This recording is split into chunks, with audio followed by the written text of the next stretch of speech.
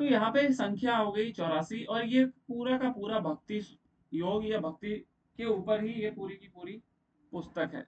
आइए स्टार्ट करते हैं, लेकिन उससे पहले मैं क्वेश्चंस करना चाहूंगा, जिनको आएगा बता देंगे। अथा तो धर्म जिज्ञासा कहाँ पढ़े थे हम लोग? अथा तो धर्म सर जिज्ञासा पूर्व मीमांसा में। पूर्व मीमांसा से। और उत्तर मीमांसा में क्या लिखा हुआ है? अथा तो ब्रह्म जिज्ञासा वेदांत। बहुत अच्छा। और रत्नावली में क्या है? अथा तो योग जिज्ञासा ना। योग जिज्ञासा। हाँ, ये हट रत्नावली में थी। ये थोड़ा थोड़ा याद रखिएगा। अब यहाँ पे क्या बोला गया है? अथा तो भक्तिम व्याख्यास्याम। अब हम भक्ति की व्याख्या शुरू करेंगे। और इसके बाद जो ये दूसरा आपको सूत्र दिख रहा है, एक सेकेंड, इस पे पेन टैब भी काम नहीं कर रहा, इसको माउस से ही लिखना पड़ेगा, तो थोड़ा राइटिंग मेरी इधर उधर होगी। यहाँ पे अब क्या बोला गया? ये भक्ति की व्याख्या कर रहे हैं और यही डायरेक्ट दे करके क्वेश्चन में आपको दिखाऊंगा नारद भक्ति सूत्र से संबंधित। आज मैंने नहीं लगाया पीपीटी में, आज मैं केवल बता दे रहा हूँ, अगले कल मैं इसकी क्वेश्चंस आपको दिखाऊंगा। यही दे दिया गया था। इसको पहले आप एक,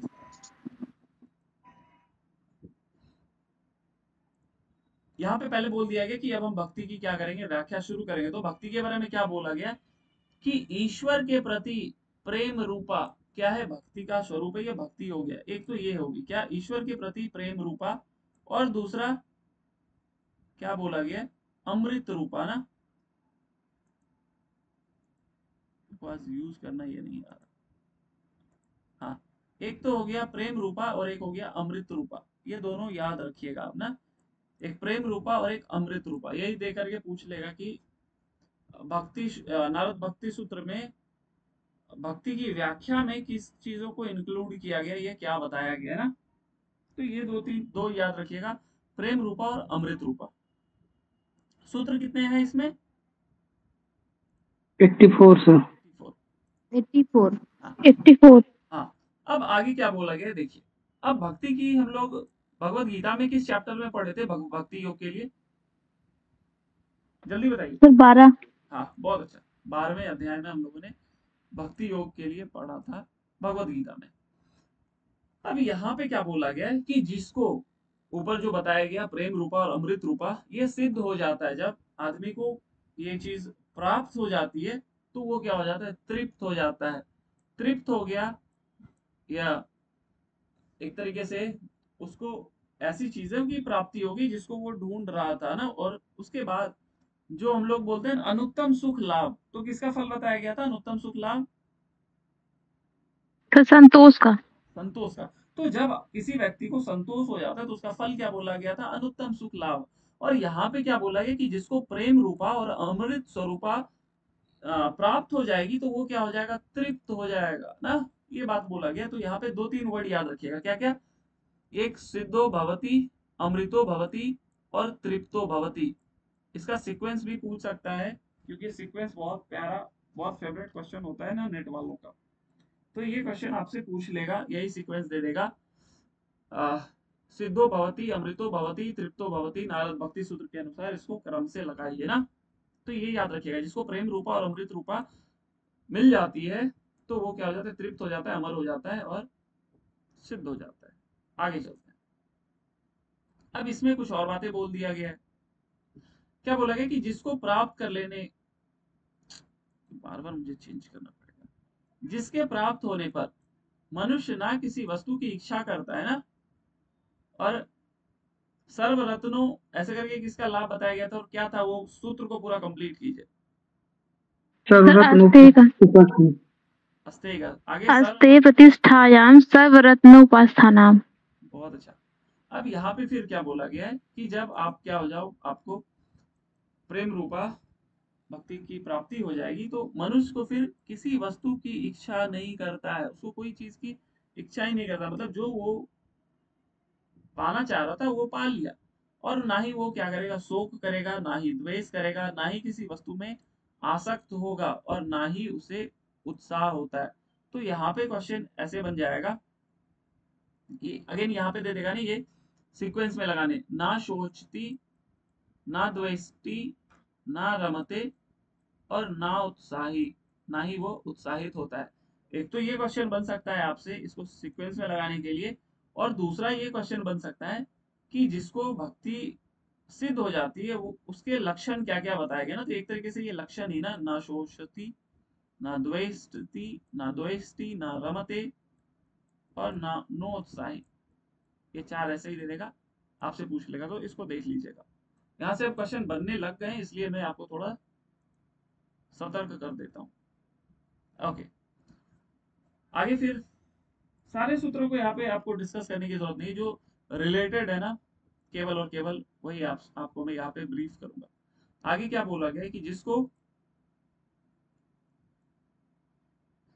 जिसको प्रेम रूपा भक्ति ये जान लेता है वही मनुष्य उन्मत्त हो जाता है और शांत या स्तब्ध और आत्माराम बन जाता है। तो ये उतना नहीं, लेकिन यहाँ पे ना ये हाइलाइटर शायद मेरे को नहीं दिया है। यहाँ पे ना आप अगेन यहाँ पे मतो भवती, स्तब्धो भवती और आत्मारामो भवती, जैसे यहाँ ऊपर पे मैंने आपको ये तीन दिखाए थे ना, सिद्धो भवती, अमृतो भवती, तृप्तो भवती, तो ये भी एक तरीके का आपके सिद्धि के ही लक्षण है, या भक्ति जब आप सिद्ध कर लेते हो तो उसके बाद ये बताया गया है, ये तृप्त हो जाता है, मनुष्य सिद्ध हो जाता है। और वही बातें यहाँ पे भी बताई गई है एक तरीके से। क्या बोल दिया गया, ये तीन चीज, मतो भवती, ओफो, मतो भवती, स्तब्धो भवती और आत्मारामो भवती ना, उन्मत्त हो जाता है, शांत हो जाता है और आत्माराम बन जाता है, जिसको वो प्रेम रूपा भक्ति प्राप्त हो जाती है, या वो जब जान जाता है कि यही प्रेम रूपा भक्ति है ना। आगे चलते हैं। अब जब ये चीज हो जाती है, ये प्रेम रूपा भक्ति सिद्ध हो जाती है, तो इसका फल क्या बोला गया कि वह प्रेम रूपा भक्ति कामना युक्त नहीं है, क्योंकि वह निरोध स्वरूपा है। अब अगेन यहाँ पे भी क्वेश्चन दे देगा, निरोध स्वरूपा है, समाधि स्वरूपा है, और एक तीसरा क्या था,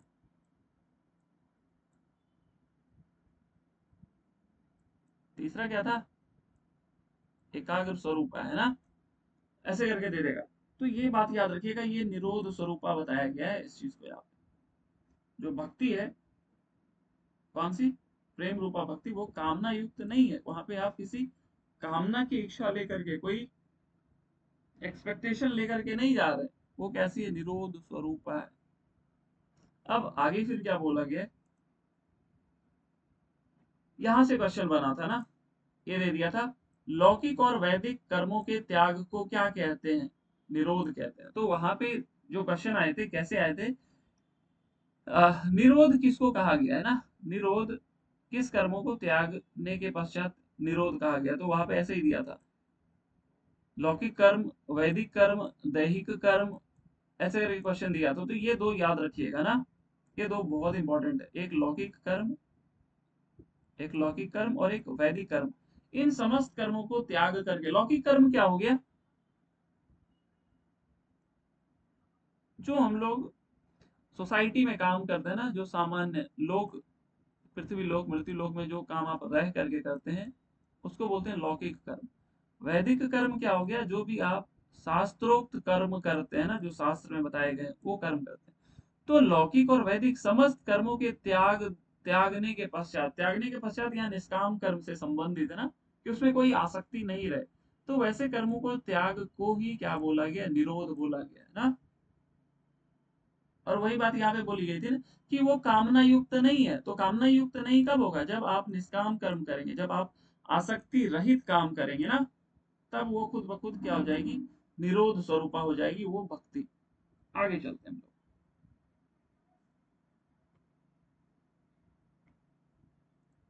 अब यहाँ पे निरोध के लिए और भी बातें बता दी गई। पहले तो बोल दिया कि लौकिक और वैदिक समस्त कर्मों के त्याग को निरोध करते हैं। आगे फिर क्या बोला गया कि उस प्रियतम भगवान ना, जिसकी प्रेम रूपा भक्ति कर रहे हैं, आवाज आ रही है ना मेरी, जी सर। हाँ, रिलीज किया क्या, हाँ, तो क्या बोला गया कि पहले तो बोल दिया लौकिक और वैदिक कर्मों के त्याग को निरोध कहा गया, और आगे फिर निरोध की ही बात करते हैं। क्या बोला गया कि प्रियतम भगवान में अनन्यता और उसके प्रतिकूल विषयों में उदासीनता को भी निरोध कहते हैं। तो पिछली बार जो क्वेश्चन बना था यहां से बना, अगली बार हो सकता है यहां से बन जाएगा। तो ये क्या बोला गया कि जब जो भगवान है जिसकी आप भक्ति कर रहे हैं उसमें अनन्यता होनी चाहिए ना, उसमें कोई संदेह नहीं होना चाहिए, और अनन्य भक्ति मतलब एक तरीके से निष्काम भक्ति होना चाहिए, और उसके प्रतिकूल विषयों में, प्रतिकूल क्या हुआ, जो भगवान के खिलाफ है वैसे विषयों में क्या होना चाहिए आपको, उदासीनता। उदासीनता का क्या अर्थ हुआ, क्या बताया था उदासीनता का अर्थ मैंने? उसमें रुचि नहीं होना, हाँ उसमें त्याग। रुचि, हाँ एक तरीके से एक और वर्ड मैंने बताया था जितेंद्र जी, याद आ रहा है आपको कुछ उदासीनता का? मुदिता। हाँ सर मुदिता। उसकी आवाज ठीक से नहीं आ रही। एक तरीके से उसको एंटरटेन नहीं करना या उसमें एंगेज नहीं होना ना।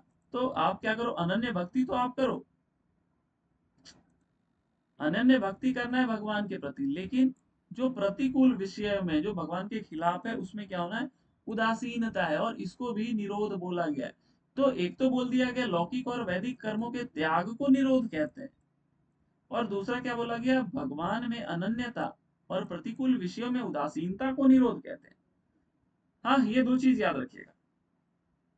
अब दूसरे मतलब जो यहाँ पे बोल दिया गया ना, अनन्य भक्ति के अलावा दूसरे आश्रयों के त्याग का नाम अनन्यता है, मतलब भगवान को छोड़ करके दूसरे आश्रयों के त्याग का नाम अनन्यता बता दिया गया। अब ये यहाँ तक 10 तक हो गया, ये अभी ये इतना ही इंपॉर्टेंट था। अब आगे उसी बात को दो तीन विषयों में दोहराएंगे, एक एक चीज को एक्सप्लेन करेंगे, तो आपके लिए ये उतना जरूरी नहीं है। अब आते हैं हम लोग 16वें सूत्र में, जहां से क्वेश्चन बनती है ना।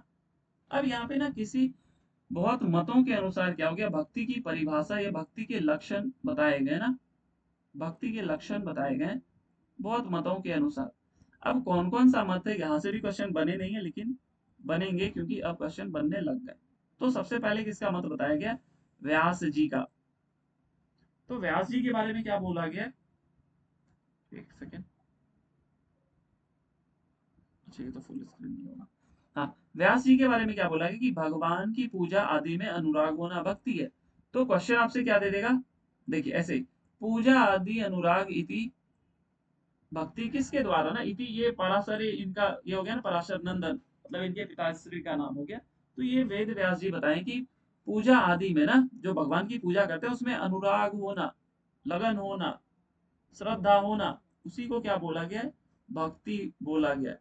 तो ये किनके अनुसार है, व्यास जी के अनुसार। तो यही क्वेश्चन यहाँ से उठा के दे देगा, या तो संस्कृत में दे दे या हिंदी में दे देगी, भगवान की पूजा आदि में अनुराग होना भक्ति है, किसके अनुसार, ऑप्शन दे देगा, व्यास के अनुसार, गर्ग के अनुसार, सांडिल्य के अनुसार, नारद के अनुसार, और उसमें क्वेश्चन ऐसे ही दे देगा, नारद भक्ति सूत्र के अनुसार भगवान की पूजा आदि में अनुराग होना भक्ति है, किसके अनुसार बताया गया है, व्यास, गर्ग, सांडिल्य, नारद, फिर कंफ्यूज हो जाएंगे। तो ये व्यास जी का हो गया। आगे चलते हैं।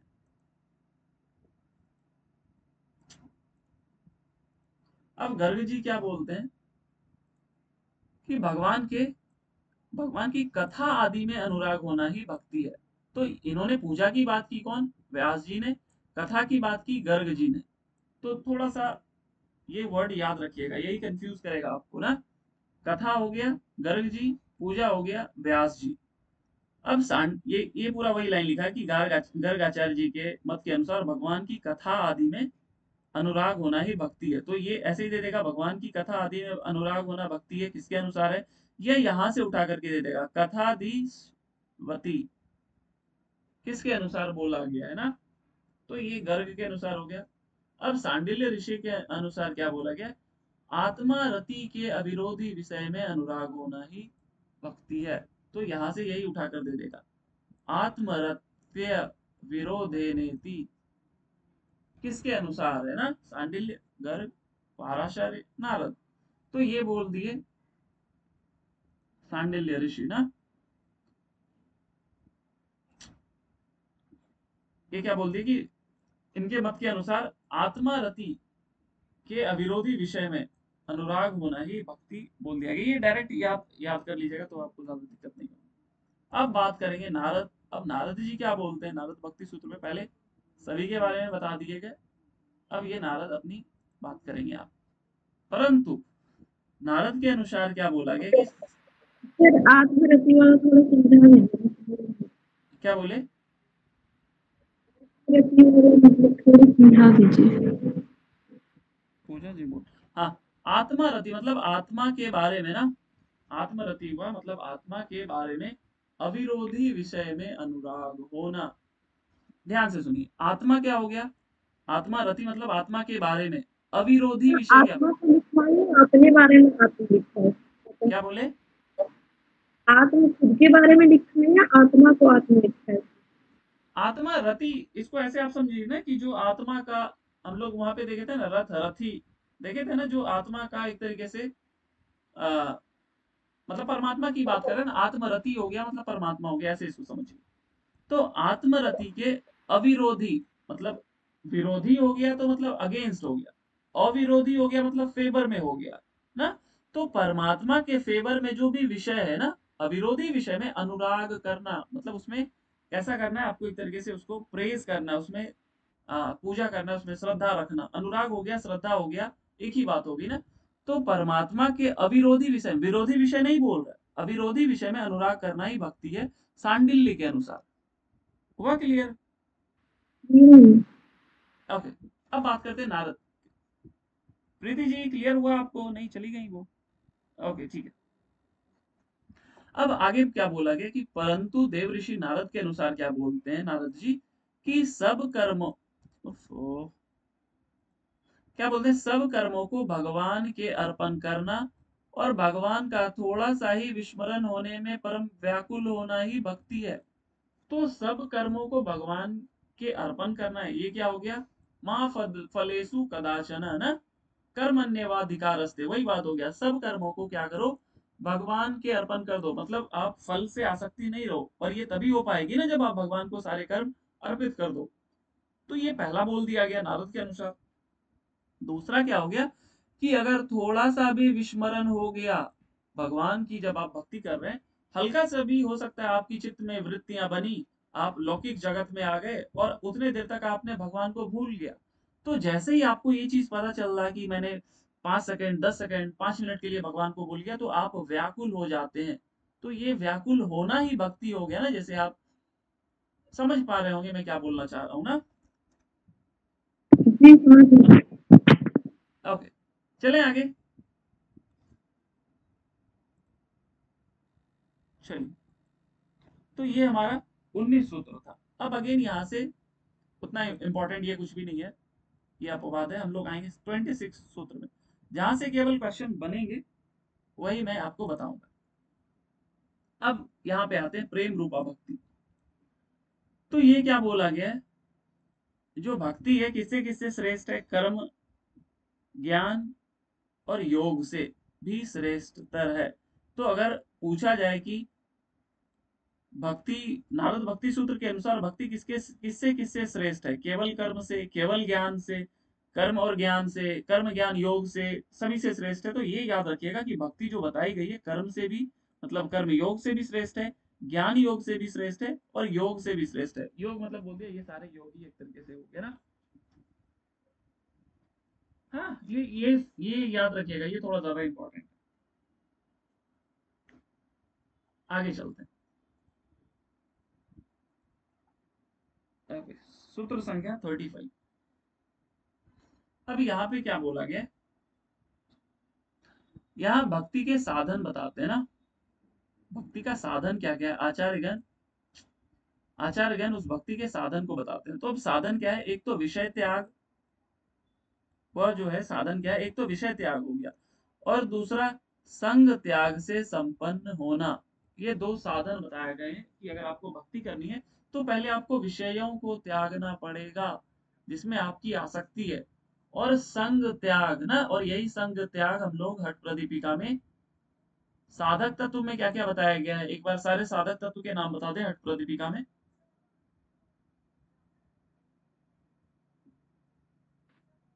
साहस, धैर्य, तत्व ज्ञान, दृढ़ निश्चय, जनसंग, संग परित्याग। परित्याग ना, तो वही संग त्याग से संपन्न होता है। तो ये दो चीज एक तरीके से साधन बता दिया गया, विषय त्याग और संग त्याग। हाँ, ये दो से क्या होती है, भक्ति संपन्न होती है। ये साधन बताया गया, तो दोनों याद रखिएगा, विषय त्याग और संग त्याग। आगे चलते हैं।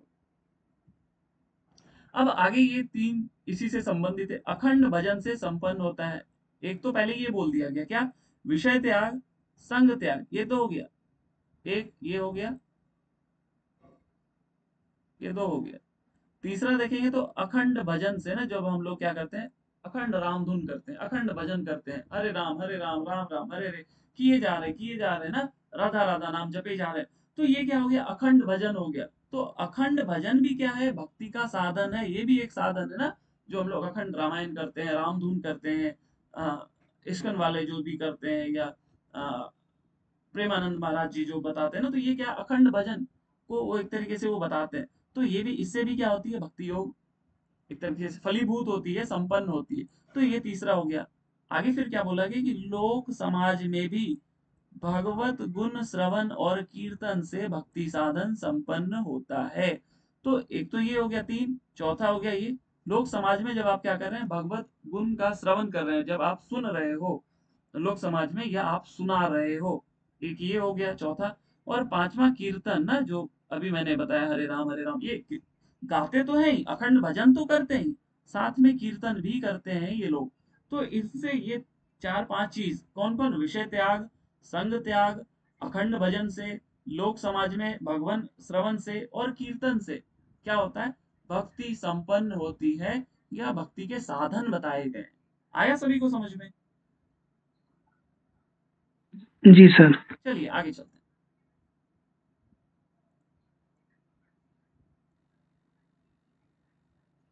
ओके, अब अगेन यहाँ पे थोड़ा सा मैं 37 के बाद 43 में चलूंगा, जहां से केवल क्वेश्चन बनेंगे ना।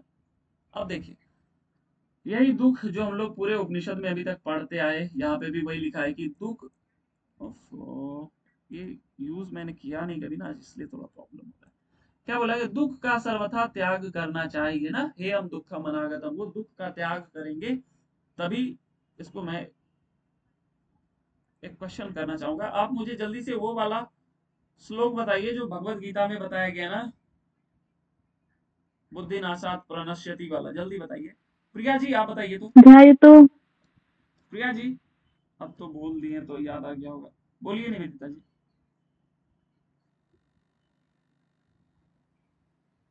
सुनाइए निवेदिता जी।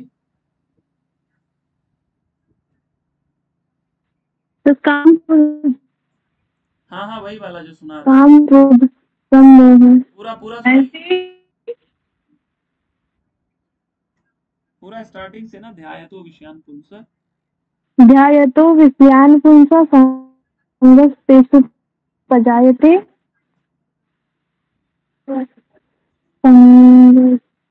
संगत जायते कामा, कामात क्रोध अभिजायते, कामात क्रोध अभिजायते, जायते क्रोधात् भवति सम्मोह ना, क्रोधात् भवति सम्मोह, स्मृति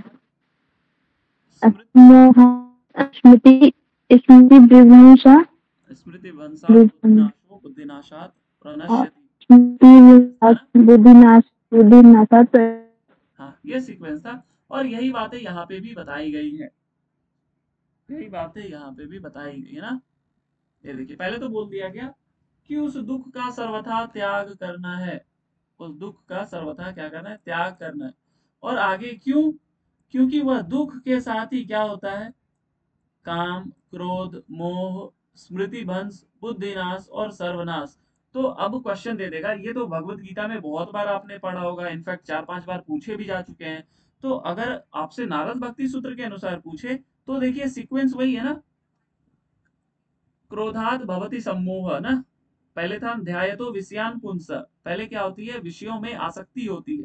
फिर ध्यायतो विषयान पुंस, बोलिए पूरा कंप्लीट कीजिए इसको।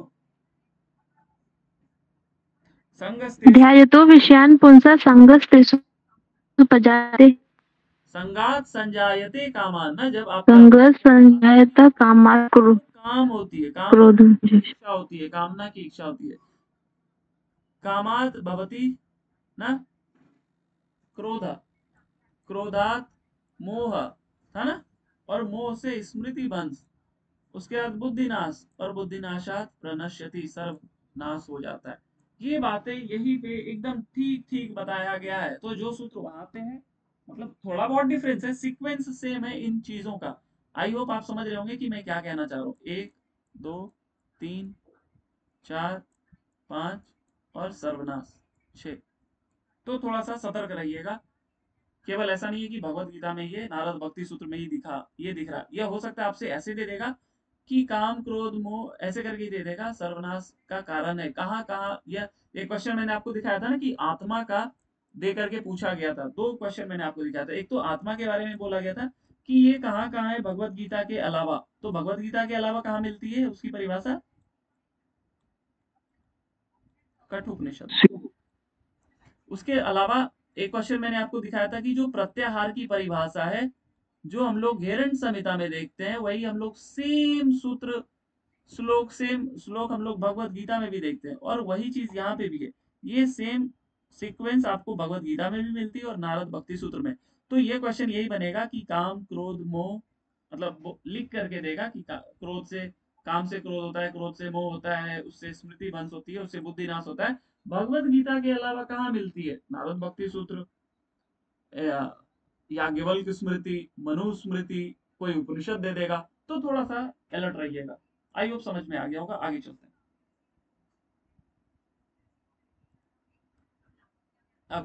अब आगे क्या बोला गया, इसको कंपेयर किया गया, तो ये बस उतना इंपॉर्टेंट नहीं है। 43 44, हाँ ये 43 44 हो गया। आगे चलते हैं 51 सूत्र। यहाँ पे प्रेम का स्वरूप क्या है, और प्रेम का स्वरूप अनिर्वचनीय है। क्या हुआ अनिर्वचनीय? बताइए जरा, अनिर्वचनीय क्या होगा?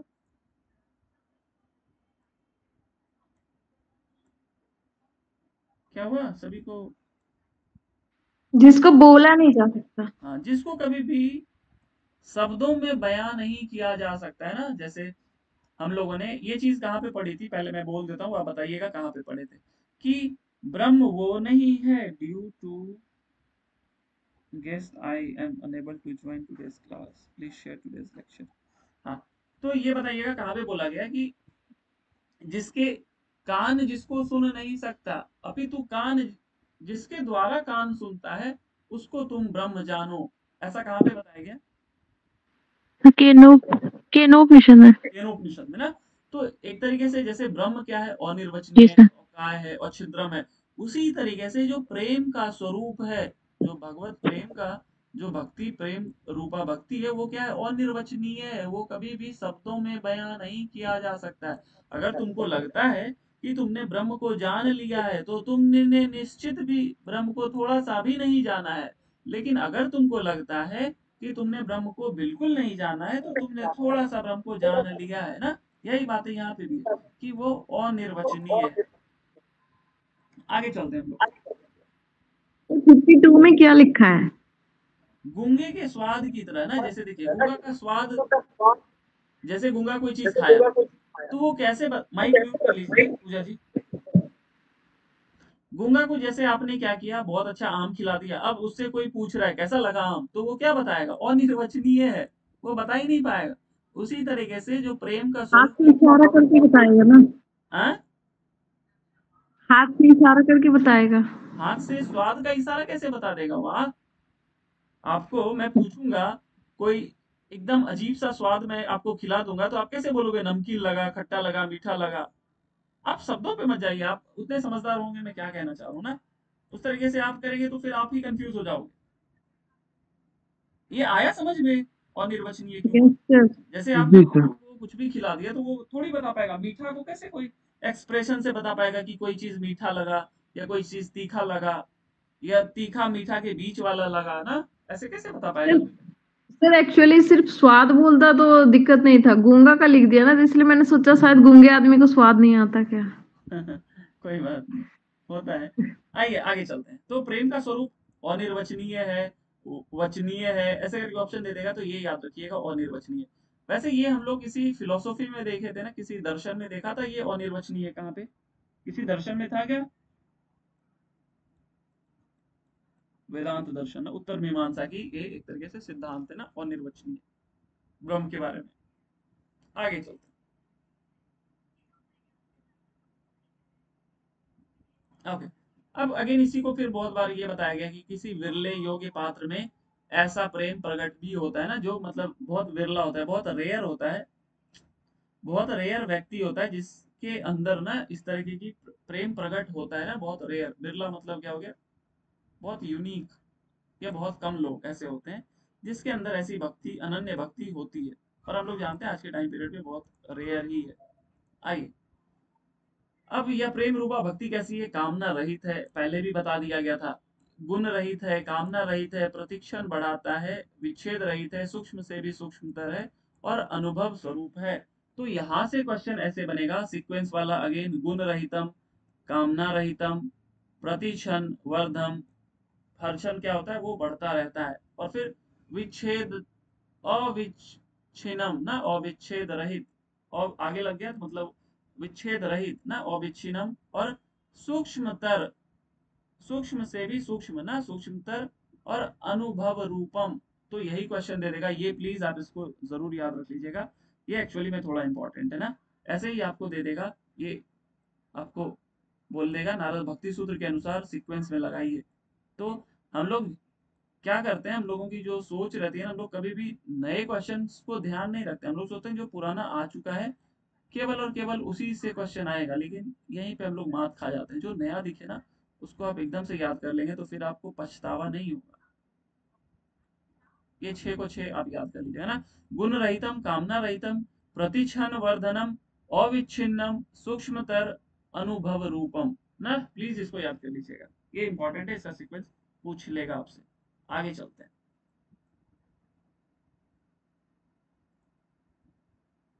ओके, सूत्र संख्या 56। अब यहाँ पे ना गौणी भक्ति की चर्चा की जाती है।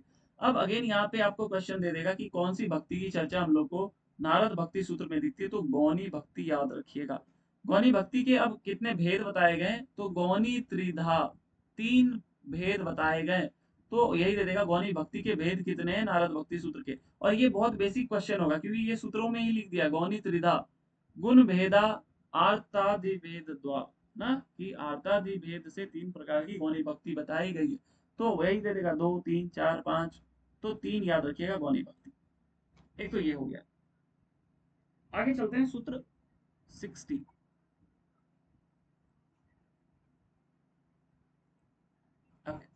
अब ये भक्ति कैसी है? शांति रूपा, शांति रूपा और परमानंद रूपा। ये पहले जो स्टार्टिंग में हम लोगों ने देखा था किस 2 तरह की भक्ति थी बताइए? प्रेम और अमृत रूपा सर। प्रेम रूपा और अमृत रूपा। यहाँ शांति रूपा और परम आनंद रूपा। तो ये चारों भी याद रखिएगा ना। एक सेकंड, हाँ, तो ये 4 याद रख लीजिएगा, शांति रूपा और परमानंद रूपा। आगे चलते हैं हम लोग, सूत्र संख्या 63।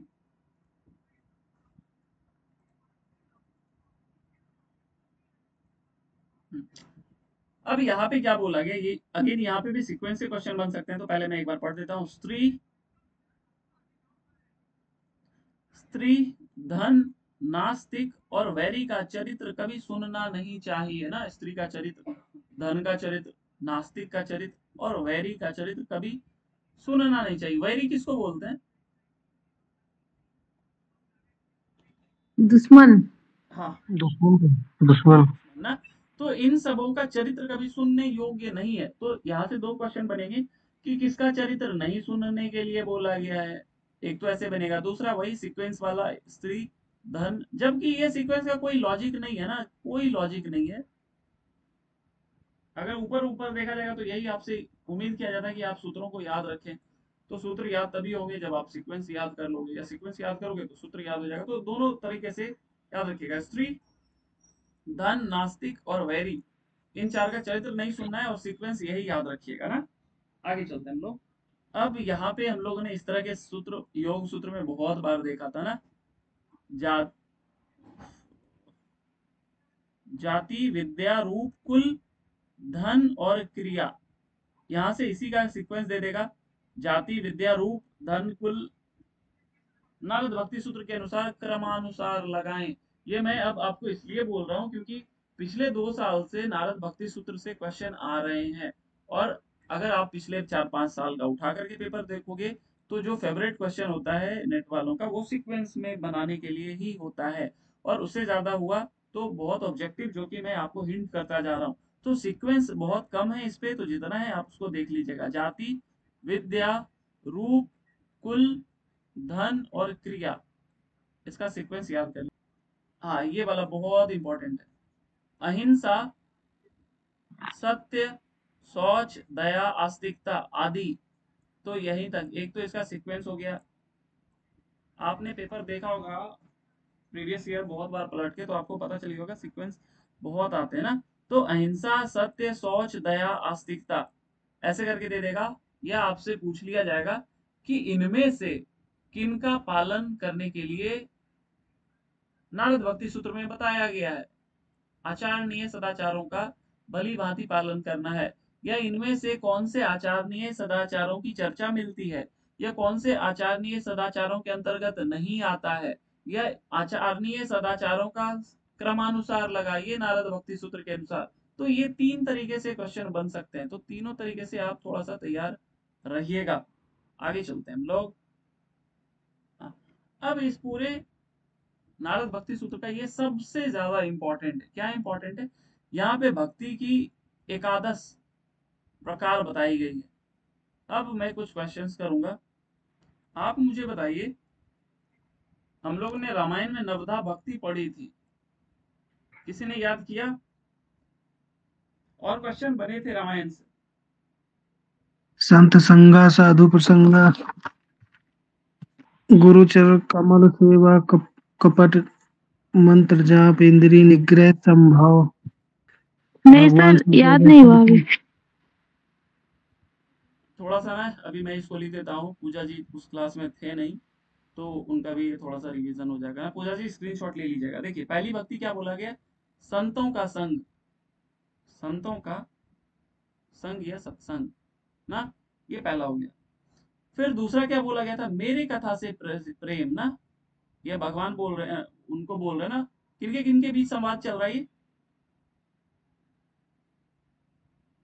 हाँ सबरी माता और राम जी के बीच। हाँ, तो राम जी को यहाँ सबरी जी पहले बोलते हैं कि मैं तो नीच जाति की हूँ, मुझसे कैसे मैं आपका ये वो, मतलब होता है ना, बोलते हैं ना कि मतलब बहुत अछूत हूँ, कैसे भक्ति कर सकता हूँ। उसके बाद ये बताते हैं राम जी ये सबरी जी को कि भक्ति के प्रकार ना। तो तीसरा फिर क्या बोलते हैं? गुरु के चरणों में ना, गुरु के चरणों की सेवा, गुरु के चरणों की सेवा, ये तीसरी भक्ति हो गई। चौथी भक्ति आपकी हो गई, बोलिए, आप बोल रहे थे जितेंद्र जी। कपट, हाँ, कपट छोड़, कपट छोड़, मेरे गुण समूहों का कपट, गान करने ना, मेरे गुण समूह का गान करो।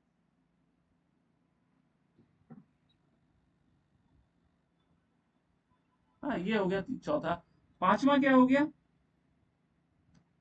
मंत्र जाप, मेरे मेरे जाप या मेरा जाप, और इसमें दो था एंड, दृढ़ विश्वास, विश्वास। दृढ़ विश्वास। ये आज मैं बता रहा हूँ, अगली बार मैं आप सभी से पूछूंगा ना, प्लीज आप इसको याद कर लिया। छठी में क्या बोला गया? इंद्रिय निग्रह सर, इंद्रिय निग्रह, ये सज्जन का धर्म है ना। पहले इंद्रिय निग्रह लिख देता हूँ। हाँ, दमशील, आप इसका देखेंगे ना तो दमशील वृत्ति बहु कर्म ना।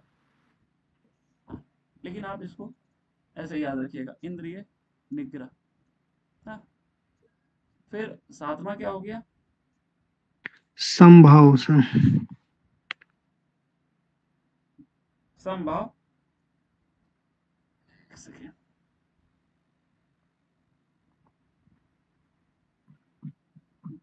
7वां।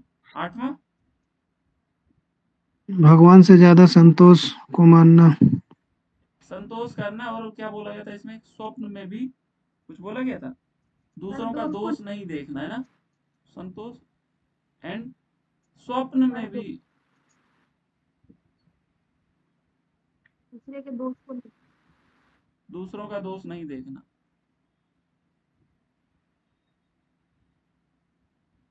वो जब आप पाठ करेंगे ना तो आपको एक बार में याद हो जाएगा, इतना आपको फिर माथा पिची करने की जरूरत नहीं पड़ेगी। और 9वां क्या बोला गया, सरलता। सरलता।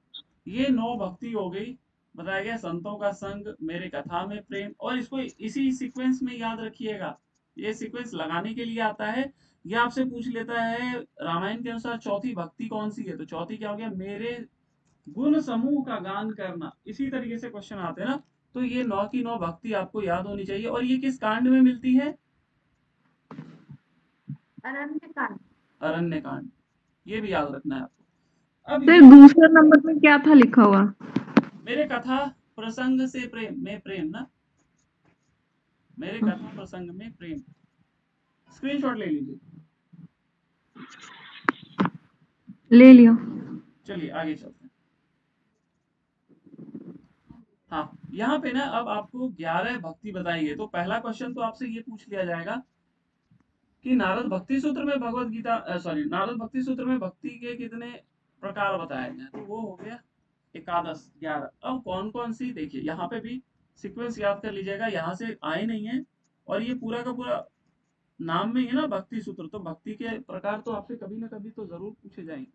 आगे क्या है देखते हैं, इसको सीक्वेंस में याद कर लीजिए। देखिए पहले बोला गुण, पहले बोल दिया गया गुण महात्मय शक्ति, रूपा शक्ति, पूजा शक्ति, स्मरणा शक्ति। एक और जगह हम लोग ने देखे ना, भक्ति योग पढ़ेंगे ना, तो वहां पे भी 9 प्रकार के नवदा भक्ति बताई गई है ना। तो वो 9 अलग हैं, रामचरित्र मानस वाले नवदा भक्ति अलग है, और यहाँ पे एकादश भक्ति अलग है ना। तो ये तीनों आप याद रखिएगा। भक्ति योग से क्वेश्चन आने लग गए हैं तो थोड़ा सा अलर्ट रहिएगा। स्मरण शक्ति, दास्य शक्ति, साख्य शक्ति, कांता शक्ति, वात्सल्य शक्ति, आत्मनिवेदन शक्ति, तन्मयता शक्ति, परम विरहा शक्ति। इस प्रकार से ये 11 हैं। तो इन 11 का क्रम आप बिल्कुल याद रखिएगा, इसमें जरा सा भी सोचना नहीं है ना। इसको आप एकदम याद कर लीजिएगा, जैसे आपने 16 आधार, नव चक्र वगैरह वगैरह, शक्ति पंचकुल पंचक आपने याद किया। इन 11 भक्तियों को आप याद कर लीजिएगा। चलिए आगे। ये एकदम ये पूरा पूरा रटने वाला ही है, और सीक्वेंस में ही आप याद करिए तो ज्यादा बेहतर है। तो आप इसका सूत्र का भी स्क्रीनशॉट ले लें तो ये पढ़ने में ज्यादा इजी होगा। वो नहीं तो नीचे वाला ही आप स्क्रीनशॉट ले लें।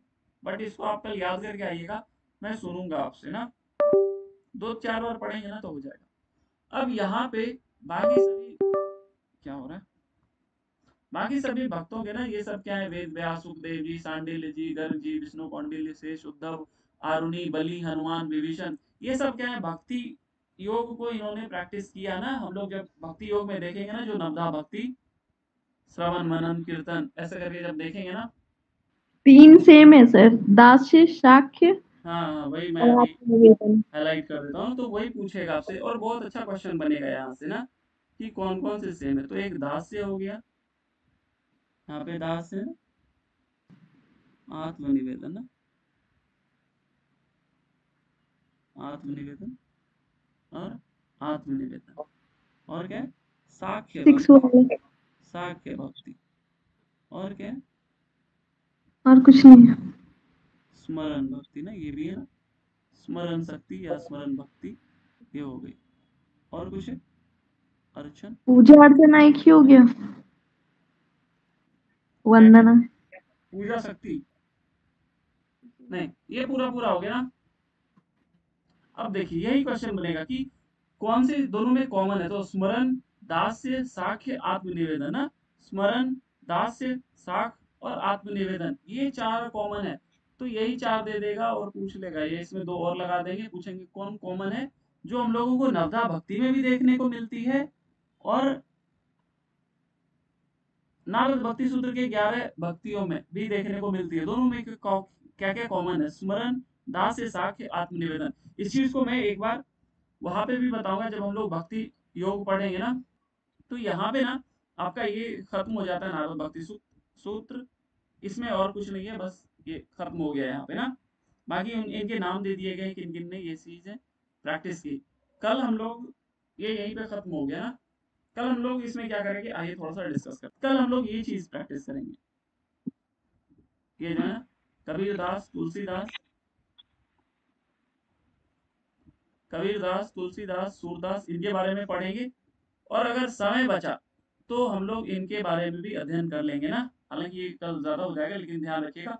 तो पहले 8 से 9 हम लोग वशिष्ठ संहिता, ये याद रखिए, वशिष्ठ संहिता करेंगे, उसका टेस्ट लेंगे। 9 से 10 हम लोग कबीरदास तुलसीदास सूरदास के बारे में और विवेकानंद, अरविंद, महर्षि रमन और महर्षि दयानंद सरस्वती के बारे में अध्ययन करेंगे। क्लियर है सभी को? जी सर। हाँ, देखिए हम लोगों ने ये चीज पूरी कंप्लीट कर ली है यहाँ से ना। तो हम अभी जो बोल रहे थे ना आपको बार बार, यहाँ पे हम लोग देखिए, यहाँ पे जो भक्ति योग दिख रहा है ना आपको, इसमें हम लोग और डिटेल में पढ़ेंगे। मतलब जो चीज अभी मैंने पढ़ाया, तो ये भक्ति योग जब करेंगे तो मैं आपसे तीनों भक्ति योग जहाँ जहाँ हम लोग पढ़े उसको पूछूंगा और वही भक्ति योग हमारा वहीं पे कंप्लीट हो जाएगा ना। बाकी ब्रीफ कर दूंगा यहाँ पे किन किन लोगों ने कौन कौन सी भक्ति प्रैक्टिस की। तो ये फिर आपका खत्म हो जाएगा भक्ति योग। बाकी हम लोग इसको और डिटेल में थोड़ा थोड़ा देखेंगे। हठ योग तो हम लोगों ने बहुत डिटेल में पढ़ा है, केवल रिवीजन कर लेंगे हल्का हल्का हठ योगिक टेक्स्ट के बारे में। आज के लिए हम लोग इतना रखते हैं। हरिओम आप सभी को, शुभ रात्रि। कुछ क्वेश्चन है तो पूछ लीजिए आप। हरिओम सर। हरिओम सर, शुभ रात्रि सर। हरिओम जितेंद्र जी। हरिओम सर। हरिओम।